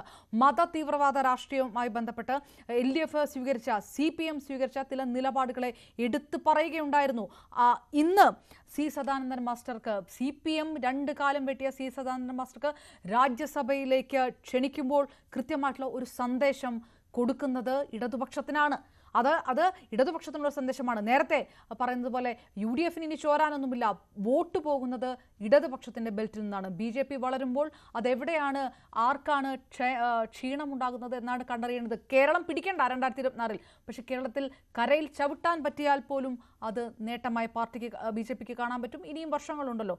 അങ്ങനെ ഒരു ഗെയിം പ്ലാനാണ് അവർ ഉദ്ദേശിക്കുന്നതെങ്കിൽ LDFനുണ്ടാകുന്ന ക്ഷീണം ഒരു വലിയ ക്ഷീണമാണ്. അങ്ങനെയേ ഇല്ല. ആ അവകാശവാദങ്ങൾ പരിപൂർണമായിട്ട് ഇടതുപക്ഷത്തിന് തള്ളിക്കളയാൻ പറ്റുമോ? ഇത് ഇപ്പോ ഈ ഇവിടെ നടന്ന ചർച്ചയുടെ ഫോക്കസിൽ നിന്ന് വ്യത്യസ്തമായ ഒരു BJP സ്ട്രാറ്റജിയാണ് ഇക്കാര്യത്തിൽ എന്ന് വിചാരിക്കുന്ന ആളാണ് ഞാൻ. കാരണം ഈ ഇത്ര നേരത്തെ BJP വളരെ വ്യക്തമായ ഒരു പദ്ധതി ഉണ്ടാക്കി ഇത്ര നേരത്തെ നിയമസഭാ തെരഞ്ഞെടുപ്പിന് ഒരുങ്ങുന്ന ഒരു സന്ദർഭം സമീപകാലത്തെങ്ങും ഒരു തെരഞ്ഞെടുപ്പുകളിലും, നിയമസഭയിലോ ലോക്സഭയിലോ തദ്ദേശ തെരഞ്ഞെടുപ്പുകളിലോ ഞാൻ കണ്ടിട്ടില്ല. എൻ്റെ ഒരു ഇലക്ഷനിയറിംഗ് പ്രോസസ്സുകളിലും അങ്ങനെ മനസ്സിലാക്കപ്പെട്ടിട്ടുമില്ല. പക്ഷെ ഇവിടെ അങ്ങനെയല്ല. ഇവിടെ BJP കൃത്യമായ ഗെയിം പ്ലാനോടുകൂടി ഇറങ്ങിയിരിക്കുന്നു. ഇവിടെ മാത്രമല്ല, അതാണ് അതിന്റെ ശ്രദ്ധേയമായ അടിത്തറ എന്ന് പറയുന്നത്. അടുത്ത വർഷം അസംബ്ലി തെരഞ്ഞെടുപ്പ് നടക്കാനിരിക്കുന്ന തമിഴ്നാട്ടിലും ഇതേ സ്ട്രാറ്റജിയാണ് വേറൊരു രൂപത്തിൽ ഇംപ്ലിമെന്റ് ചെയ്ത് വരുന്നത്, ഇപ്പോഴേ വരുന്നത്. അതിന്റെ തുടക്കം കണ്ടത് ഇപ്പൊ ഇന്നലെ ഇവിടെ BJP സ്റ്റേറ്റ് കമ്മിറ്റി ഓഫീസിന്റെ ഉദ്ഘാടനവുമായി ബന്ധപ്പെട്ടാണ് അമിത്ഷായുടെ പ്രസംഗം ഉണ്ടാവുന്നത്. ഫെബ്രുവരി അവസാനം തമിഴ്നാട്ടിൽ കോയമ്പത്തൂർ ജില്ലാ കമ്മിറ്റി ഓഫീസിന്റെ പുതിയ മന്ദിരം ഉദ്ഘാടനം ചെയ്തുകൊണ്ട് ഇതേ അമിത്ഷാ അവിടെ ഒരു പ്രസംഗം നടത്തി. അന്ന് ഇതേ വിഷയമായിരുന്നു ജനം ചാനലിൽ ചർച്ച ചെയ്തത്. ഞാൻ ആ ചർച്ചയിൽ ഉണ്ടായിരുന്നു. അതുകൊണ്ടാണ് ഞാനത് പ്രത്യേകം ഓർമ്മിച്ച് പറയാൻ കാരണം. അന്ന് അമിത്ഷാ അവിടെ കോയമ്പത്തൂരിലെ പ്രസംഗത്തിൽ പറഞ്ഞത് അടുത്ത വർഷം സ്റ്റാലിൻ ഭരണത്തെ തൂത്തെറിയും, കടപുഴക്കും, NDA അധികാരത്തിലെത്തും തമിഴ്നാട്ടിൽ എന്നാണ് പറഞ്ഞത്. അപ്പൊ അന്ന് അണ്ണാമലയാണ് അവിടെ പ്രസിഡന്റ്. പിന്നീട് ഒരു മാസം കഴിഞ്ഞപ്പോ അണ്ണാമലയ്ക്ക് സ്ഥാനത്യാഗം ചെയ്യേണ്ടി വന്നു. പിന്നീട് വരുന്നത് നയനാർ നാഗേന്ദ്രനാണ് അവിടെ വരുന്നത്. നയനാർ നാഗേന്ദ്രൻ വരുന്നതിന്റെ കാര്യം എല്ലാവർക്കും പിന്നീട് മനസ്സിലായി. എടപ്പാടിയുമായിട്ട് AIDMK-യുമായിട്ട് സഖ്യത്തിലായി തമിഴ്നാട്ടിൽ BJP NDA. അപ്പോൾ രണ്ടുപേരും എടപ്പാടിയും അണ്ണാമലയും ഒരേ സമുദായമാണ്. അത് മാത്രമല്ല, നേരത്തെ ജയലളിത അടക്കം ചീത്ത വിളിച്ച ആളും കൂടെയാണല്ലോ അണ്ണാമലൈ. അതൊക്കെ കൊണ്ട് മാറ്റണം, പുതിയ ഒരു സമുദായത്തിന്റെ പ്രാതിനിധ്യം കൂടെ വരണം. അങ്ങനെ നയനാർ നാഗേന്ദ്രൻ തേവർ സമുദായക്കാരൻ, മറ്റൊരു ഗൗണ്ടർ സമുദായമാണ്. നയനാർ നാഗേന്ദ്രൻ തേവർ സമുദായമാണ്. അങ്ങനെ ആ സമുദായക്കാരനെ കൊണ്ടുവരുന്നു. അങ്ങനെ അവിടെ ഒരു അഴിച്ചുപണി നടക്കുന്നു. അതാണ് തമിഴ്നാട്ടിൽ സംഭവിച്ചത്. അപ്പോൾ മറ്റൊരു പ്രധാനപ്പെട്ട സംഗതി ഉണ്ട് അവിടെ. 2021 തെരഞ്ഞെടുപ്പിൽ 3.5% BJPക്ക് NDAക്ക് തമിഴ്നാട്ടിലെ വോട്ട് വിഹിതം. ആ വോട്ട് വിഹിതം 2024 തെരഞ്ഞെടുപ്പിൽ 11.2% വർദ്ധിപ്പിച്ച ആളാണ് ഇദ്ദേഹം അണ്ണാമലൈ. എന്നിട്ടും സ്ഥാനം പോയി. അത് കഴിഞ്ഞ ആ വസ്തുത അവിടെ നിൽക്കുന്നു. ഞാൻ അതിന്റെ കൂടുതൽ ഡീറ്റെയിൽസിലേക്ക് പോകുന്നില്ല. ഇവിടെ പിന്നീട് പെട്ടെന്ന് ഇവിടെ മാറ്റം ഉണ്ടാവുന്നു. ഇവിടെ രാജീവ് ചന്ദ്രശേഖർ വരുന്നു. ഇന്നലെ അദ്ദേഹത്തിന്റെ താല്പര്യപ്രകാരം പുതിയ അഴിച്ചുപണി നേതൃത്വത്തിൽ കൊണ്ടുവരികയും ചെയ്യുന്നു. അങ്ങനെ കൊണ്ടുവരുമ്പോഴോ ഞാൻ മനസ്സിലാക്കിയത്, അതിനു മുൻപ് തുഷാർ വെള്ളാപ്പള്ളിയുമായി വിശദമായ ചർച്ച ഡൽഹിയിൽ നടത്തി. ക്രിസ്ത്യൻ സമുദായത്തിലെ ചില ആൾക്കാരെ ക്രിസ്ത്യൻ സമുദായത്തിൽ ചില സംഘടനകൾ പുതുതായിട്ട് ഉണ്ടായിട്ടുണ്ടല്ലോ, BJP അഫിലിയേറ്റ് ചെയ്ത് നിൽക്കുന്ന സംഘടനകൾ, അവരെ അടക്കം ഡൽഹിയിലേക്ക് വിളിപ്പിച്ച് ചർച്ച നടത്തിയിട്ടാണ് പുതിയ ചില തീരുമാനങ്ങളും താല്പര്യങ്ങളും ഉണ്ടാവുന്നത്. തുഷാറുമായി ബന്ധപ്പെട്ട അദ്ദേഹം ഇപ്പോഴും NDAയുടെ ചെയർമാനും കൂടെയാണല്ലോ. അദ്ദേഹത്തിനും കൂടെ ഇംഗിതങ്ങൾ ചോദിച്ചിരിക്കാം. അദ്ദേഹത്തിന് മാത്രമല്ല വെള്ളാപ്പള്ളിയും ചോദിച്ചിരിക്കാം, നമുക്ക് അറിഞ്ഞോളാം. പക്ഷേ ഇദ്ദേഹത്തിന് ചോദിച്ചിട്ടുണ്ടെന്നുള്ളത് എനിക്ക് ബോധ്യപ്പെട്ട കാര്യമാണ്, ഉണ്ടായിട്ടുണ്ട്. അങ്ങനെ ഈ പുതിയ സംഗതി ഉണ്ടായിട്ടുണ്ട്. അപ്പം വേറൊരു കാര്യങ്ങളുണ്ട് കേട്ടോ. ഈ സുരേഷ് ഗോപിയുടെ കാര്യം പറഞ്ഞല്ലോ പ്രിയ സുഹൃത്ത് ഷാബു പ്രസാദും ചൂണ്ടിക്കാണിച്ചു. അത് അന്ന് കഴിഞ്ഞ വർഷം ജൂൺ 4 പാർലമെന്റ് ഇലക്ഷന്റെ റിസൾട്ട് വന്നതിന്റെ ആ ആഴ്ചയിൽ ഇറങ്ങിയ ദ വീക്ക് വാരികയിൽ, മനോരമയുടെ ദ വീക്ക് ഉണ്ടല്ലോ, അതിൽ സുരേഷ് ഗോപിയുടെ ഒരു ഇന്റർവ്യൂ ഉണ്ട്. ഒരു ബോക്സിൽ BJPയുടെ വിജയവും പിന്നെ ഇദ്ദേഹത്തിന്റെ ഇന്റർവ്യൂ. അതിൽ അദ്ദേഹം പറയുകയാണ്, ഞാൻ ജയിച്ചത് അപ്പൊളിറ്റിക്കൽ വോട്ട് കൊണ്ടാണ്, BJP വോട്ട് കൊണ്ടല്ല. എസ്റ്റാബ്ലിഷ് ചെയ്യാണ് സുരേഷ് ഗോപി ആ വാദം. അത് വിശദമായിട്ട് എസ്റ്റാബ്ലിഷ് ചെയ്യുന്നുണ്ട്.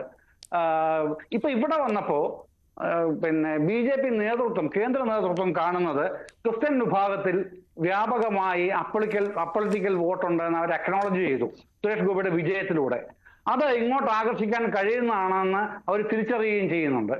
അതാണ് പുതിയ പ്രതിഭാസമായിട്ട് അവർ അഡ്രസ് ചെയ്തതായിട്ട് ഞാൻ മനസ്സിലാക്കിയത്. സുരേഷ് ഗോപിയെ മാറ്റി നിർത്തിയാൽ പോലും ഉണ്ട് ഈ പറഞ്ഞ പോലെ 11 മണ്ഡലങ്ങളിൽ 1ാമത്, 9 2ാമത്, ആറ്റിങ്ങലുണ്ട്, കഴക്കൂട്ടമുണ്ട്, ശോഭാ സുരേന്ദ്രൻ കായംകുളത്തുണ്ട്. അതായത് അതല്ലാത്ത വോട്ടുകളുമുണ്ട്. സുരേഷ് ഗോപിയെ മാറ്റി നിർത്തിയാൽ പോലും ക്രമാനുഗതമായിട്ടുള്ള ഒരു മുൻതൂക്കം BJP നേതാക്കന്മാർക്ക് തെരഞ്ഞെടുപ്പിൽ കിട്ടുന്ന ഒരു സാഹചര്യമുണ്ട്. അവിടെ ക്ഷീണിച്ചിരിക്കുന്നത് ആരാണ് എന്നുള്ളതാണ് ചോദ്യം. അത് നേരിട്ട് അടികിട്ടിയിരിക്കുന്നത് LDF-നല്ലേ? അല്ല, നോക്കൂ, ഞാൻ പറയുന്നത് LDF-ന്റെയോ UDF-ന്റെയോ കാര്യമില്ല. അപർണ അങ്ങനെ തെറ്റിദ്ധരിപ്പിക്കാൻ നോക്കിയിട്ട് കാര്യമില്ല. ഞാൻ എന്റെ ആർഗ്യുമെന്റ് ആണ് പറയുന്നത്. നിങ്ങളുടെ ആർഗ്യുമെന്റ് എന്റെ വായിലേക്ക് കുത്തിത്തീർക്കാൻ നോക്കിയാൽ ഞാൻ വഴങ്ങുകയുമില്ല. എനിക്ക് എന്റെ ആർഗ്യുമെന്റ് പറയാനാണ് താല്പര്യം. നിങ്ങളുടെ ആർഗ്യുമെന്റിലേക്ക് ഞാൻ വീഴുന്നില്ലെന്നേ. ഞാൻ പറയുന്നത് എന്റെ നിലപാടുകളാണ് ഞാൻ പറയുന്നത് ഇക്കാര്യത്തിൽ. അതില് ഈ വരുമ്പോ ഈ അപ്പൊളിറ്റിക്കൽ വോട്ട് അട്രാക്ട് ചെയ്യാൻ പറ്റുന്ന ഒരു സെറ്റ് ഓഫ് ക്രിസ്ത്യൻ ലീഡേഴ്സ് വേണം എന്ന് BJP തീരുമാനിച്ചിട്ടുണ്ട്. അതിന്റെ ഭാഗമായിട്ടാണ് അനിൽ ആന്റണിക്ക് പ്രധാനപ്പെട്ട കീ പോസ്റ്റ് വരുന്നത്. പിന്നെ ഇനിയും അദ്ദേഹം അവിടെ കൊണ്ട് നിർത്തുന്നില്ല, വേറെ ചില പോസ്റ്റിലൂടെ വരുന്നുണ്ടെന്ന് കേൾക്കുന്നു. അത് പറയട്ടെ, അതൊക്കെ ഡിഫറൻസ് വരുന്നുണ്ടോ പറഞ്ഞ ഇതില് എവിടുന്നാണ് വരുന്നുണ്ടോ? എവിടെന്നോ ഒരു ചെറിയൊരു ഡിസ്റ്റർബൻസ് വരുന്നുണ്ട്. ശ്രീ എം ജെ തുടർന്നോളൂ, അത് വരില്ല എന്ന് പ്രതീക്ഷിക്കുന്നു.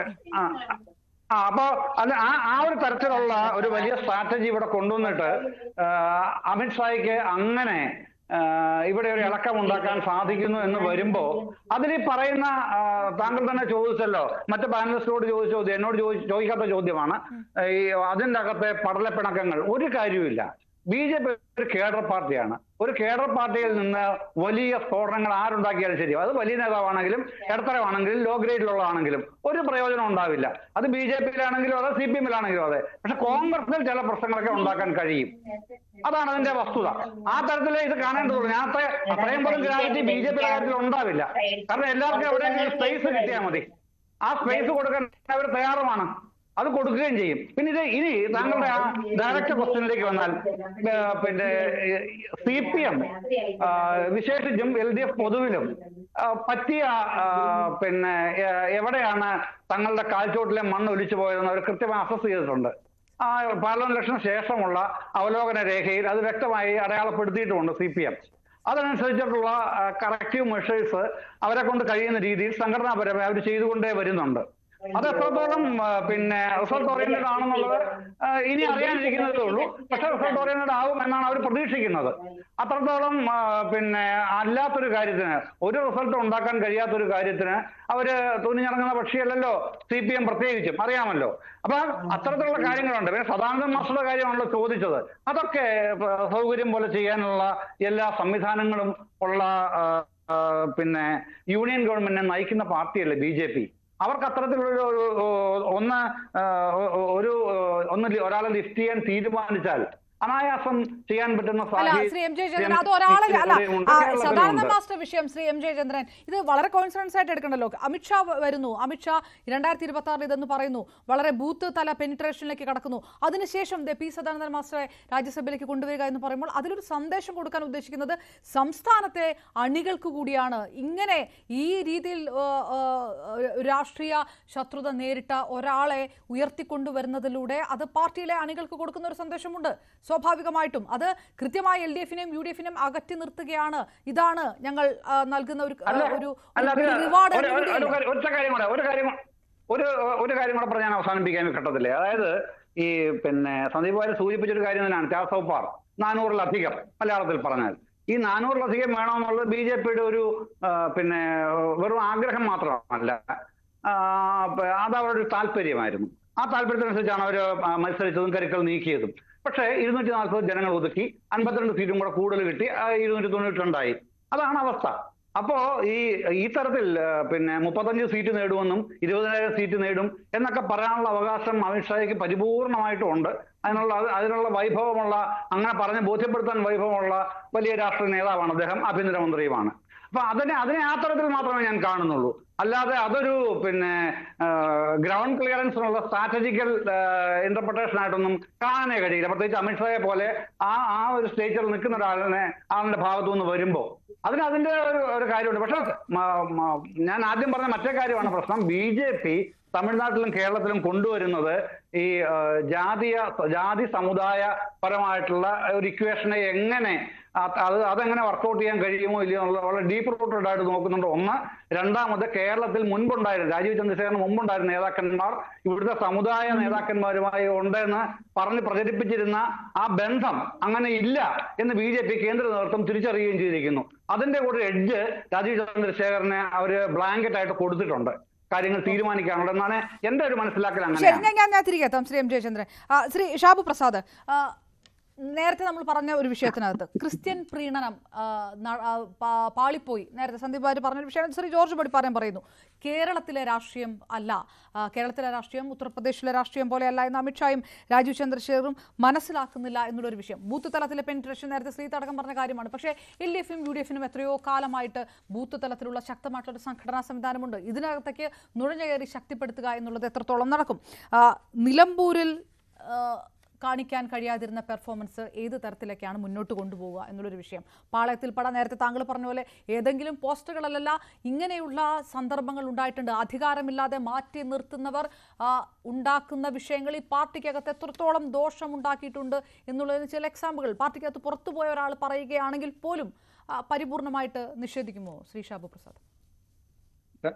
ആദ്യം സന്ദീപ് വാര്യരുടെ അഭിപ്രായങ്ങളെ നമ്മൾ ഒരു നിരാശാബാധിതന്റെ ആ നിരാശാ പ്രകടനമായിട്ട് മാത്രം കണ്ടാൽ മതി. അദ്ദേഹത്തിന് കാര്യം ഒരു 2-3 മാസം കൂടെ വെയിറ്റ് ചെയ്തിരുന്നെങ്കിൽ ഒരു പക്ഷേ രാജീവ് ചന്ദ്രശേഖർ അദ്ദേഹത്തിന്റെ പ്രഖ്യാപിത ശത്രുവായിരുന്ന സുരേന്ദ്രൻ മാറി രാജീവ് ചന്ദ്രശേഖർ വരുമ്പോൾ എനിക്കും അതിൻ്റെ അകത്ത് നിന്നാൽ മതിയായിരുന്നു എന്ന ഒരു തോന്നലിൽ നിന്നുണ്ടാകുന്ന കാര്യങ്ങൾ അതൊന്നും നടക്കില്ലായിരുന്നു. അത് വേറെ കാര്യം. അങ്ങനെ അതിൽ നിന്ന് വന്നതാണ്. പിന്നെ അദ്ദേഹം ഇവിടെ പറഞ്ഞത് ഈ കേരളത്തിലെ ശാഖയുടെ കണക്കുകൾ പറയുന്നത് പോലും ഫേക്കാണ് എന്ന് പറയുന്നു. അതായത് 4-5 ചെറുപ്പക്കാർ കൂടിയിരുന്ന കബഡി കളിച്ച് പ്രാർത്ഥന ചൊല്ലി പോകുന്നതിനെയാണ് ഇവർ ശാഖ എന്ന് പറയുന്നത്. അതെ സാർ, അതാണ് ശാഖ. RSSന്റെ ശാഖ എന്ന് പറയുന്നത് അതിനെപ്പറ്റിയൊന്നും അദ്ദേഹത്തിന് ബോധമില്ലാത്തത് കൊണ്ടാണ്. അതായത് ഇതിൻ്റെ അകത്ത് BJPയിൽ ഉണ്ടായിരുന്ന കാലത്ത് ഇത് വരുന്ന സമയത്ത്, നമ്മുടെ വിജയദശമി വരുന്ന സമയത്ത് ഗണവേഷം ഇട്ട് ഒരു ഫോട്ടോ എടുത്ത് പോസ്റ്റ് ചെയ്യുന്നതല്ല. ഒരു RSS എന്ന് പറഞ്ഞു കഴിഞ്ഞാൽ ഏറ്റവും സിമ്പിൾ അദ്ദേഹം ഈ പറഞ്ഞ കാര്യങ്ങളാണ്. കുറച്ച് ചെറുപ്പക്കാർ വട്ടം കൂടിയിരുന്ന് പാട്ട് പാടുകയും കബഡി കളിക്കുകയും പ്രാർത്ഥന ചൊല്ലുകയും ചെയ്യുന്ന സാധനം തന്നെയാണ് ശാഖ എന്ന് പറയുന്നത്. ഇനി അതോടെ കേട്ടെ. പിന്നെ ബാക്കിയുള്ള ഞാനതിനെ ആ ലെവലിലേക്ക് എടുക്കുന്നുള്ളൂ. പിന്നെ ഇവിടെ പൊടിവാറ സാറും ശ്രീ ജയചന്ദ്രനും ഒക്കെ അവരുടെ രാഷ്ട്രീയ നിലപാടുകളിൽ നിന്നുകൊണ്ട് തന്നെ, എന്നാൽ വലിയൊരളവോളം യാഥാർത്ഥ്യബോധത്തോടുകൂടി തന്നെയാണ് സംസാരിച്ചത് എന്നുള്ളതിൻ്റെ അകത്ത് സംശയമൊന്നുമില്ല. ഇവിടെ ഇപ്പൊ അപർണ ചോദിച്ചതുമാതിരി UDFും LDFും വളരെ അതിശക്തമായ രീതിയിലുള്ള ബൂത്ത് തല പ്രവർത്തനങ്ങൾ നടത്തുന്ന കേരളത്തിൽ BJPക്ക് അത് അത്ര എളുപ്പമാണോ എന്നുള്ളത്? എളുപ്പമല്ല. രാഷ്ട്രീയ പ്രവർത്തനം എന്ന് പറയുന്നത് എളുപ്പമല്ല. അതുപോലെ അപർണ ചോദിച്ചു, ഇത് BJPക്ക് പറയുന്നത് പോലെ എത്ര സ്മൂത്ത് ആണോ എന്നല്ലേ. സ്മൂത്ത് അല്ല ഒരു തരത്തിലും. ഇപ്പൊ അപർണയ്ക്ക് തോന്നുന്നുണ്ടോ? ഇവിടെ ഇരിക്കുന്ന ആരെങ്കിലും നിഷേധിക്കുമെന്ന് എനിക്ക് തോന്നുന്നില്ല. ഇപ്പം LDFും UDFും കേരളത്തിൽ ജയിക്കുന്നു, മാറി മാറി ജയിക്കുന്നു. അത്ര എളുപ്പത്തിലാണോ അവർ ജയിക്കുന്നത്? ഈസി ആയിട്ടാണോ ജയിക്കുന്നത്? അല്ല. ഉത്തർപ്രദേശിലും ഗുജറാത്തിലും BJP ജയിക്കുന്നത് അത്ര ഈസി ആയിട്ടൊന്നും അല്ല. അങ്ങനെ ഈസി ആയിട്ട് ചെയ്യാൻ കഴിയുന്ന ഒരു ഏർപ്പാടല്ല യഥാർത്ഥ രാഷ്ട്രീയ പ്രവർത്തനം എന്ന് പറയുന്നത്. BJP ഇവിടെ ഒരുപാട് ദൂരം പോകേണ്ടതുണ്ട് എന്നുള്ളതൊരു യാഥാർത്ഥ്യമാണ്. വളരെ ഇപ്പം ഇതുവരെ ഒന്നാലോചിച്ച് നോക്കൂ. ഇവിടെ എന്റെയൊക്കെ കൊച്ചിലെ ഞാൻ ഇവിടുത്തെ കേരളത്തിൽ എങ്ങനെയായിരുന്നു BJP ഇലക്ഷൻ മത്സരിച്ചിരുന്നതെന്നൊക്കെ ഉള്ളതിന്റെ കാര്യം ഞാൻ പറഞ്ഞു. 1%, 2% വോട്ട് എന്റെ മണ്ഡലമായ, എന്റെ ജന്മനാടായ പന്തളത്ത് 1982 ഇലക്ഷനില് BJPക്ക് ലഭിച്ചത് 1200 വോട്ടാണ്. 1200 വോട്ട് പന്തളത്തെ മണ്ഡലത്തിൽ. ചെന്നിത്തല ജനാർദ്ദനൻ, ഇപ്പോഴും ഞാൻ ഓർമ്മയുണ്ട് എനിക്കത്. ഞാൻ തീരെ കുട്ടിയാണ് എങ്കിലും എനിക്കത് ഓർമ്മയുണ്ട്. അവിടെ നിന്നൊക്കെയാണ് ഇപ്പോൾ 40 ലക്ഷം വോട്ട് നേടുന്ന 20% വോട്ട് നേടുന്ന ഒരവസ്ഥയിലേക്ക് എത്തിയത്. 20% വോട്ട് നേടാമെങ്കിൽ അത് 25-ലേക്ക് എത്തിക്കാനും കഴിയും. 25 കഠിനാധ്വാനം ചെയ്യേണ്ടി വരും. ആ 25-ലേക്ക് എത്തിച്ചു കഴിഞ്ഞാൽ ഈ വോട്ടുകൾ സീറ്റായി മാറുന്ന ഒരവസ്ഥയിലേക്ക് എത്തും. എന്തുകൊണ്ടാണ് BJPക്ക് വോട്ടുകൾ സീറ്റാക്കി മാറ്റാൻ കഴിയാത്തത്? കാരണം കേരളത്തിലെ രാഷ്ട്രീയം എന്ന് പറയുന്നത് അതിശക്തമായ 2 മുന്നണികളിലായി വിഘടിച്ചു നിൽക്കുകയാണ്. ഹൈലി പോളറൈസ്ഡ് ആണത്. ഈ ഒരു കാര്യം അപർണയ്ക്ക് നിഷേധിക്കാൻ കഴിയുമോ? കേരളത്തിൽ CPM-ഉം കോൺഗ്രസും കഴിഞ്ഞാൽ 3ാമത്തെ ഏറ്റവും ശക്തിയുള്ള രാഷ്ട്രീയ കക്ഷി ആരാണ്? അത് BJP ആണ് എന്നുള്ള കാര്യത്തിൽ ഇവിടെ ഇരിക്കുന്നവർക്ക് ആർക്കും സംശയമൊന്നുമില്ല. പക്ഷെ BJPയുടെ 10-1 പോലും ശക്തിയില്ലാത്ത ഈർക്കിലി പാർട്ടികൾക്ക് ഇവിടെ നിയമസഭാ പ്രാതിനിധ്യമുണ്ട്. അത് എന്തുകൊണ്ടാണ്? അവർ ഒരു മുന്നണിയുടെ ഭാഗമായി നിൽക്കുന്നതുകൊണ്ടാണ്. ഈ മുന്നണികൾക്കിടെ ഈ രാഷ്ട്രീയ യാഥാർത്ഥ്യങ്ങൾക്കിടയിലൂടെ വേണം, അത് ഉൾക്കൊണ്ടുകൊണ്ട് വേണം പ്ലാനിംഗ് നടത്താൻ. അത് വളരെ പ്രാക്ടിക്കൽ ആയിട്ടുള്ള ഒരു അനാലിസിസ് തന്നെയാണ്. ശ്രീതു പണിക്കർ, ഞാൻ ഒറ്റ കാര്യത്തിലേക്കാണ് കടക്കുന്നത്. ഞാൻ ഇറങ്ങിക്കട്ടെ. തീർച്ചയായിട്ടും ശ്രീതു പണിക്കർ, കേഡർ പാർട്ടിയാണ് ഈ അഭിപ്രായ ഭിന്നത ഉണ്ടായാലും CPM പോലെ അതൊന്നും ബാധിക്കില്ല വോട്ടിനെ എന്ന് ശ്രീ M ജയചന്ദ്രൻ പറയുന്നുണ്ട്. അത് CPM ഉദ്ദേശിച്ചുകൊണ്ടുകൂടിയാണ്. BJP അങ്ങനെയാണെന്ന് അദ്ദേഹം പറയുന്നു. പക്ഷേ BJPയെ സംബന്ധിച്ചിടത്തോളം അതല്ലാത്ത ഇൻസിഡന്റുകൾ ഉണ്ടായിട്ടുണ്ട് എന്ന് സന്ദീപ് വാര്യർ പറയുന്ന അദ്ദേഹത്തിന്റെ നിരാശാബോധത്തിൽ നിന്ന് മാത്രമാണോ? ചില അധികാരമില്ലാതിരിക്കുകയാണെങ്കിൽ ഒരു പക്ഷേ ഉണ്ടാകുന്ന വിഷയങ്ങൾ പാർട്ടിക്കകത്ത് പാർട്ടിയെ ദുർബലമാക്കുന്ന രീതിയിലേക്ക്, വോട്ടുകളെ ദുർബലമാക്കുന്ന രീതിയിലേക്ക് കാര്യങ്ങൾ പോകുമെന്നുള്ള ഒരു അനാലിസിസ് ഉണ്ടല്ലോ. ശ്രീത്ത് അത് പരിപൂർണമായിട്ട് തള്ളിക്കളയുമോ? അല്ല, ഈ ചർച്ചയിൽ എല്ലാവരും പറഞ്ഞതിൽ ശരിയും അർത്ഥസത്യങ്ങളും ഒക്കെ ഉണ്ട് എന്നാണ് ഞാൻ മനസ്സിലാക്കുന്നത്. പൂർണ്ണമായി തെറ്റായിട്ടുള്ള എന്തെങ്കിലും കാര്യമുണ്ടെന്ന് എനിക്ക് തോന്നുന്നില്ല. ഒരുപക്ഷെ മിസ്പ്ലേസ്ഡ് ആയിട്ടുള്ള ഒരു ആർഗ്യുമെന്റ് BJPയുടെ വളർച്ചയോ തളർച്ചയോ സൂചിപ്പിക്കുന്നതിന് വേണ്ടി ഈ ചർച്ചയിൽ ഉയർത്തിക്കാട്ടിയത് നിലമ്പൂരിലെ ഉപതെരഞ്ഞെടുപ്പിനെ കുറിച്ചാണ്. അത് ശരിയായിട്ടുള്ള ഒരു ഉദാഹരണമല്ല. BJPയുടെ തളർച്ചയെക്കുറിച്ചായിരുന്നു പറയേണ്ടിയിരുന്നത് എങ്കിൽ നമ്മൾ പാലക്കാട് ഉപതെരഞ്ഞെടുപ്പ് എടുക്കുന്നതായിരുന്നു ശരിയായ ഉദാഹരണം. നിലമ്പൂരിൽ BJP മലമറിക്കുമെന്ന് ആരും പ്രതീക്ഷിച്ചതല്ല. ആ തെരഞ്ഞെടുപ്പിൽ പ്രധാനപ്പെട്ട മറ്റ് 3 സ്ഥാനാർത്ഥികൾക്ക് താഴെ, അത് കഴിഞ്ഞതിന് ശേഷം മാത്രമേ BJP സ്ഥാനാർത്ഥിക്ക് പ്രാധാന്യമുണ്ടായിരുന്നുള്ളൂ. ട്രഡീഷണലായി BJPക്ക് വലിയ വോട്ടില്ലാത്തൊരു മണ്ഡലമാണ്. അതുകൊണ്ട് ക്രിസ്ത്യൻ വോട്ട് കിട്ടിയില്ല എന്നത് ഒരു പൊതു മാനദണ്ഡമായിട്ടൊന്നും തന്നെ പറയാൻ കഴിയില്ല. പാലക്കാട് പക്ഷേ സംഭവിച്ചത് ഗ്രൂപ്പിസം, സ്ഥാനാർത്ഥി നിർണയത്തിലെ പോരായ്മ, ഇതൊക്കെയായിരുന്നു. അപ്പോൾ ഞാൻ പറയുന്നത് BJPയെ സംബന്ധിച്ചിടത്തോളം കേഡർ പാർട്ടി ആയിക്കോട്ടെ അല്ലാതായിക്കോട്ടെ, അവർ ഫോക്കസ് ചെയ്യണമെങ്കിൽ എവിടെയാണ് അവർ ഫോക്കസ് ചെയ്യേണ്ടത് എന്നതിനെക്കുറിച്ചാണ് ആദ്യം തീരുമാനിക്കേണ്ടത്. അപ്പോൾ നമ്മൾ പറയുമ്പോൾ 11 മണ്ഡലങ്ങളിൽ ഈ 2024 ലോക്സഭാ തെരഞ്ഞെടുപ്പിന്റെ ഫലം വെച്ച് നോക്കിയാൽ 11 മണ്ഡലങ്ങളിൽ BJP ഒന്നാമതാണ് എന്ന് പറയുമ്പോൾ അത് വളരെ ഫോർമിഡബിൾ ആയിട്ടുള്ള ഒരു പൊസിഷനാണ്. പക്ഷേ നമ്മൾ ഡീപ്ലി അതിലേക്ക് പോയി നോക്കിക്കഴിഞ്ഞാൽ BJP അതിൽ അഭിരമിക്കേണ്ടുന്ന കാര്യമില്ല. കാരണം ആ 11-ൽ 6 സുരേഷ് ഗോപിയാണ്. തൃശ്ശൂരിലുള്ള 7-ൽ 6 മണ്ഡലങ്ങളിൽ സുരേഷ് ഗോപി ഒന്നാമത് വന്നു. അപ്പോൾ ഞാൻ ചോദിക്കുന്നത്, അവിടെ സുരേഷ് ഗോപി അല്ലാതെ നിർത്തി ആ മണ്ഡലങ്ങളെ ഒറ്റയ്ക്കൊറ്റയ്ക്ക് ജയിപ്പിക്കാനായിട്ട് സുരേഷ് ഗോപിയെ പോലെ സ്വീകാര്യതയുള്ള 6 നേതാക്കന്മാരെ പ്രാദേശികമായി വളർത്തിയെടുക്കാൻ BJPക്ക് കഴിഞ്ഞിട്ടുണ്ടോ എന്നുള്ളതാണ് ചോദ്യം. അപ്പോൾ ഈ 2024 ഫലം അതിനവരെ ഹെൽപ്പ് ചെയ്യുമെന്ന് ഞാൻ കരുതുന്നില്ല. അതായത് ചില നേതാക്കൾക്ക് വലിയ സ്വീകാര്യതയുണ്ട്, എല്ലാ ആൾക്കാർക്കും അതില്ല എന്നുള്ള ഒരു പൊസിഷനിൽ തന്നെയാണ് ഇപ്പോഴും BJP. അതുകൊണ്ട് തന്നെ ആരെ എവിടെ മത്സരിപ്പിക്കാം? ഇപ്പോൾ നമുക്കറിയാമല്ലോ, മറ്റ് 5 മണ്ഡലങ്ങളുണ്ട്. ആ 5 മണ്ഡലങ്ങളിൽ തിരുവനന്തപുരം വളരെ പ്രൊഡോമിനൻ്റ് ആണ്. ഇപ്പോൾ തിരുവനന്തപുരത്ത് രാജീവ് ചന്ദ്രശേഖർ ഒന്നാമത് വന്നിരിക്കുന്ന 3 മണ്ഡലങ്ങളെങ്കിലും ഉണ്ട് എന്നാണ് ഞാൻ കരുതുന്നത്. അപ്പോൾ അങ്ങനെയുള്ള മണ്ഡലങ്ങളിൽ ഒരിടത്ത് രാജീവ് ചന്ദ്രശേഖർ മത്സരിച്ചാൽ മറ്റ് 2 സ്ഥലത്ത് ആരെയൊക്കെ ആയിരിക്കും മത്സരിപ്പിക്കുക? BJPക്ക് എല്ലായിടത്തും മത്സരിക്കുമ്പോൾ വോട്ട് കൂടുതലായിട്ട് കിട്ടുന്ന സ്ഥാനാർത്ഥികൾ, ആ സാധ്യതയുള്ളത് ആർക്കൊക്കെയാണ്? രാജീവ് ചന്ദ്രശേഖരനുണ്ട്, ശോഭാ സുരേന്ദ്രനുണ്ട്, V മുരളീധരനുണ്ട്, ചില മണ്ഡലങ്ങൾ നോക്കിക്കഴിഞ്ഞാൽ ശ്രീ K സുരേന്ദ്രനുണ്ട്. ഇങ്ങനെ പല ആൾക്കാർക്കുണ്ട്. അപ്പോൾ ഇവർ പലപ്പോഴും ചെയ്യുന്നത് എന്താ? ഏതെങ്കിലുമൊക്കെ മണ്ഡലങ്ങളിൽ മത്സരിക്കുക. അങ്ങനെയല്ല ചെയ്യേണ്ടത്. ഏത് മണ്ഡലത്തിലാണ് അവർ മത്സരിക്കുന്നത്, എവിടെയാണ് ജയസാധ്യത എന്ന് നേരത്തെ കൂട്ടി മനസ്സിലാക്കി അതിനനുസരിച്ച് ആൾക്കാരെ കൊടുക്കുക. അപ്പോൾ കാൻഡിഡേറ്റ് സെലക്ഷൻ ശരിയല്ല എന്നതുകൊണ്ടാണ് പലപ്പോഴും BJPക്ക് തിരിച്ചടി നേരിട്ടിട്ടുള്ളത്. പിന്നെ BJPയുടെ ഏറ്റവും പ്രധാനപ്പെട്ട ഒരു പ്രശ്നം, അവർ ഏറ്റെടുക്കുന്ന വിഷയങ്ങളിൽ ലോജിക്കലായിട്ടുള്ള ഒരു ക്ലോഷറിലേക്ക് എത്തിക്കാനായിട്ട് അവർക്ക് കഴിയുന്നുണ്ടോ? അവർ ഇവിടെ പ്രതിപക്ഷത്തിരുന്നുകൊണ്ട് നടത്തുന്ന പല സമരങ്ങൾ, കേന്ദ്രത്തിൽ അധികാരമുള്ളതുകൊണ്ട് കേന്ദ്ര ഭരണം ഉപയോഗിച്ചുകൊണ്ട് സോൾവ് ചെയ്യിപ്പിക്കാൻ കഴിയുന്ന എത്ര വിഷയങ്ങളുണ്ട്? അപ്പോൾ ഒരു വോട്ടറെ സമീപിച്ചിട്ട് തദ്ദേശ തെരഞ്ഞെടുപ്പിലായിക്കോട്ടെ അടുത്ത നിയമസഭാ തെരഞ്ഞെടുപ്പിലായിക്കോട്ടെ, നിങ്ങൾ എന്തുകൊണ്ട് BJPക്ക് വോട്ട് ചെയ്യണം എന്നതിനെക്കുറിച്ച് ഒറ്റ ലൈൻ ആൻസർ പറയാൻ സമയപരിമിതിയോടാണ് ശ്രീ ഞാൻ ഇടപെടേണ്ടി വരുന്നത്. ശ്രീ M ജയചന്ദ്രൻ, മുനമ്പം വിഷയം അങ്ങനെ ഒരു വിഷയമായിരുന്നു. അങ്ങനെ ഉയർത്തിക്കൊണ്ടുവരാൻ BJPക്ക് കഴിയുകയും ചെയ്തതാണ്. അതിനതിൻ്റെതായ ചില പ്രതിഫലനങ്ങൾ ആ സമയത്ത് ഉണ്ടാവുകയും ചെയ്തിരുന്നു. ഇതടക്കം 1 മുഴം മുന്നെയോ അല്ലെങ്കിൽ 2 മുഴം മുന്നെയോ ഒക്കെ BJP എറിയുന്നുണ്ട് ഈ പ്രചാരണത്തിന് ഇറങ്ങുന്നതിന് മുൻപ് തന്നെ എന്നുള്ളതിന് വ്യക്തമായിട്ടുള്ള സൂചനയാണ്. അത് ഇടതുപക്ഷമടക്കം വ്യക്തം തിരിച്ചറിയാതിരിക്കുന്നൊന്നുമില്ലല്ലോ. ഇല്ല, അല്ല എന്ന് മാത്രമല്ല പറഞ്ഞ, ഈ കഴിഞ്ഞ പാർലമെന്റ് ഇലക്ഷനില് കറപ്ഷൻ ഉണ്ടായത് താങ്കൾ ശരിയായി സൂചിപ്പിച്ചതുപോലെ തന്നെ LDFന്റെ വോട്ടർമാരുടെ വോട്ടുകളാണ് ഉണ്ടായത്. ആ വലിയൊരു കുത്തിയൊഴുക്കുണ്ടായത് അത് പിന്നെ പാച്ചപ്പ് ചെയ്യാനുള്ള മാർഗങ്ങൾ ആവിഷ്കരിക്കാൻ പറ്റുന്നില്ലെങ്കിൽ LDFന് ഒരുപാട് പിന്നെ പ്രശ്നങ്ങളുണ്ട്. പക്ഷേ മറ്റൊരു കാര്യമുള്ളത്, ആ ലോക്സഭാ തെരഞ്ഞെടുപ്പിൽ നിയമസഭാ മണ്ഡലങ്ങളുടെ ഭൂരിപക്ഷം നോക്കുകയാണെങ്കിൽ 107 മണ്ഡലങ്ങളിൽ UDFന് മുൻതൂക്കമുണ്ട്. ഏതാ ഈ ലോക്സഭ പാറ്റേൺ വെച്ച് നോക്കുമ്പോൾ.